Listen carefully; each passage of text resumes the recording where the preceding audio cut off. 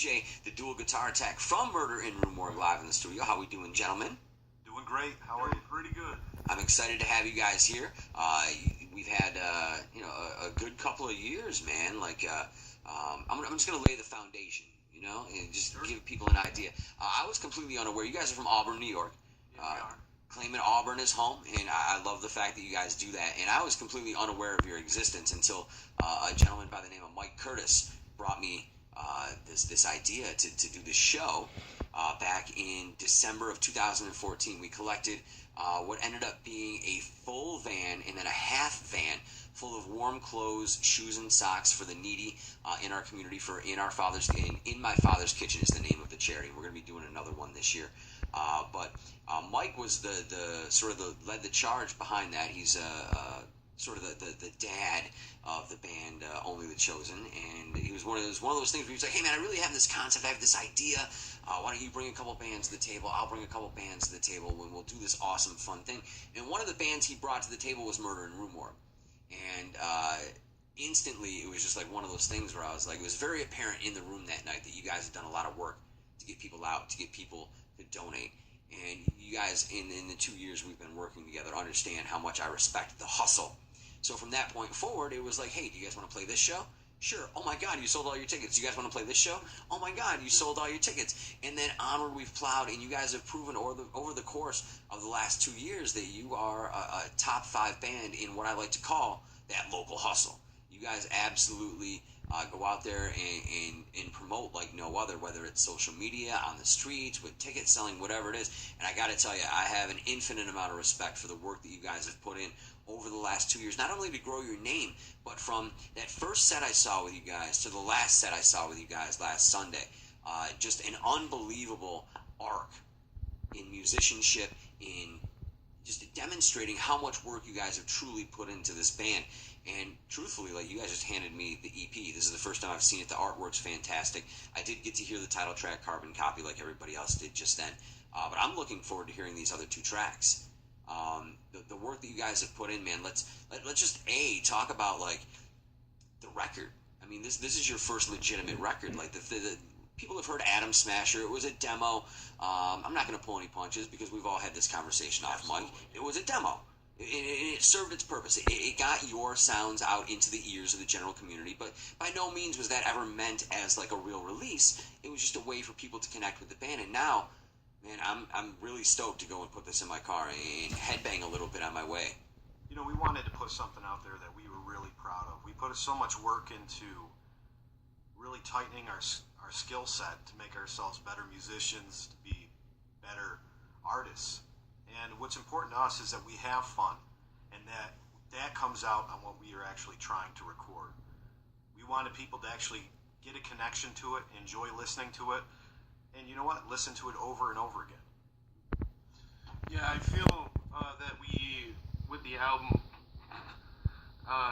we just really wanted to push forward this feeling of, how do you explain it, like storytelling rather than, we had the EP, we had all of that, but this is like the definitive Murder in Rue Morgue album. We want to show people that we're ready to take it to the next level and take the local scene to the next level. Absolutely, and there's no doubt that you guys are sort of leading the charge out of Auburn. No offense to any other Auburn bands that may get butthurt over that, but the fact of the matter is like, you guys are on the streets every day. Like, there isn't a day that goes by that I don't see 3 or 4 Murder in Rue Morgue posts in my social media feeds, and it's because you guys do a great job of staying on the tip of everybody's tongue. You have to put in the work. You have to get out on the streets. You have to let people know that you exist. Agreed. If we just created ourselves and we sat in our house and practiced, played a show once in a while, no one would know who we are. So we wanted to make sure that we made a statement piece and that we put ourselves out there so people see it. Whether it's just a fun little post that we put up or the upcoming shows that we have. We're just stoked to be part of the scene. And well, the big thing for me is how much people react to these posts that you're putting out there, because there's a lot of people, there's a lot of bands that overpost, they do it without purpose, and you see that there's no reaction, there's no what do they call interaction, with the metrics on Facebook, Twitter, those sort of things. But everything that you guys post there seems to be a bunch of likes, there's a bunch of reactions, people are commenting, people are participating, and I think that's a big part of why you guys do as well as you do out there, is because of that personal nature of what you guys are providing for your fan base. Yeah, I mean, the thing is that we consider everybody in the local scene pretty much our family. Like, when we go out and play shows, I make a point to, after we're done, connect with everybody that is at the venue, make sure to say hi, see how they're doing, you know, because there's no point in, like, the music's great, but I feel like the bond between either, I guess, our quote-unquote fans is what really matters. I consider them more friends than fans, you know. I would always love to just be a part of what they are and why they're there, know what's happening in their life, and I feel like that really reflects either on our social media or as a whole, as a unit, because people really have a positive response to just us, the band, and everything in general. They love the music, they love the friendship and the bonds that we like make with them. Absolutely, and there's no doubt about that. Now, you guys draw a lot of comparisons to the European metal of the early 2000s, bands like Soilwork and In Flames, and I lean a lot more towards In Flames with a little bit of a Killswitch Engage, like, you know, right when Howard got into the band sort of era, with, you know, the accessibility of the hooks, especially with Carbon Copy and those vocal hooks. Where do you guys see yourselves as far as that? Like, if you had to compare yourselves to a couple of bands, if people are just experiencing you for the first time with Carbon Copy, if you could give them a couple of other bands that you feel akin to, who would they be? That's pretty accurate. I grew up listening to, like, obviously Metallica, but Killswitch Engage was one of my biggest influence as both a guitar player and a vocalist. Howard Jones was my hero when it came to vocals. I love his clean singing style and from his low gutturals to his really high pitchy screams. Everything that he does is just like, I feel like it fits in the song perfectly. That's a lot of my influence. I know Dan is a lot more influenced by In Flames. Yeah, I love In Flames. That was the band that really...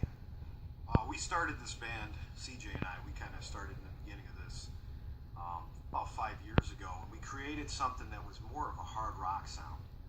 And then, for me, what brought me to the style we currently have, you know, really the desire to write it that way, was In Flames, Sounds of the Playground Fading.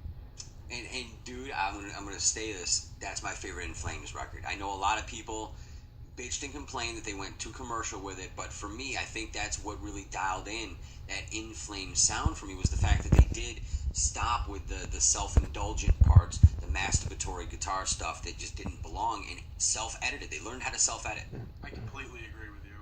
You know, we wanted to write songs. You know, I see a lot of musicians out there that are both playing the same thing. Two guitarists playing the same parts, and they're just they're having a great time, and there's nothing wrong with that. But we wanted to create two different styles that come together to create one awesome style. Like a peanut butter cup. Two great tastes that taste great together. Pretty much, yeah. Yeah, we wrap CJ in chocolate, and it's delicious, you know. We really enjoy what we do. Every time we play it, I don't get tired of playing the songs. It's like the first time I ever heard the song when I play it. So I could feel the emotion as I play it. I just have so much fun. And to experience as we watch the crowd experience it is just, it's unbelievable sensation for us. Very cool. Now, this record, Carbon Copy, we're sitting here with Dan and CJ from Murder in Rue Morgue. They've got a new EP called Carbon Copy. Give me the details on the CD release party, because that's coming up next weekend, right? Yeah, we're playing the show in Auburn, New York. It's our hometown, so we really wanted to celebrate the fact that we're releasing it, and it's going to be right where we're from. At a little bar called Jits's in Auburn.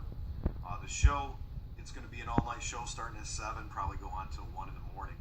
And we're going to play everything off the EP and most of our other songs. It's a Halloween show that we're going to have, so... Costume contest, stuff like that? Yeah, there'll be all sorts of costumes showing up. Come as in a costume or come as you are. Either way, you're welcome to be there. Real reasonable price just to get in the door at $7, and we'll have the EP there. We just want to get the music out there, so we're selling at $5 a disc. So very cool. Now, where can people find you online if they can't make it out to the show?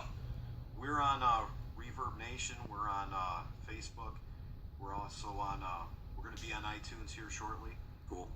We also have we just started up a YouTube account, so we have a lyric video coming out actually, and for Carbon Copy, right? For Carbon Copy, yep.